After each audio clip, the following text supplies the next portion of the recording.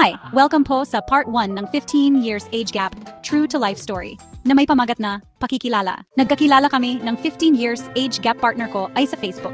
Una siyang nag-chat ng hi hello, at nag-reply naman ako ng sino ka. At nag-reply naman din siya na siya daw si Hakim. Ay pwede ba daw ako maging kaibigan? Pero bago pa man ako nag-reply sa chat niya, nag-stalk muna ako. At tama nga ang hinala ko na bata pa nga itong Hakim na to, hanggang kinalaunan. Hindi na ako nag-reply dahil sa layo ng age gap namin.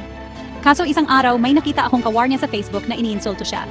Ewan ko ba kung bakit, at bigla ko na lang siyang pinagtanggol. Doon ko biglang sinabi sa kawar niya na girlfriend ako at ano problema kung ipinagtanggol ko ang boyfriend ko.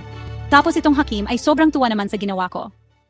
Kinalaw na nakaramdam ako ng pagkalungkot dahil sa pagiging ulila kong lubos. Wala na kasi akong mga magulang at literal na nag-iisa na lang ako sa buhay.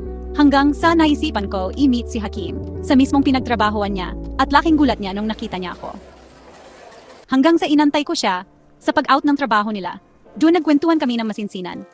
At nalaman ko na wala na rin pala siyang magulang dahil may kanya-kanya ng pamilya. At sa lola siya lumaki. At naintindihan ko agad na mag-isa lang din siya.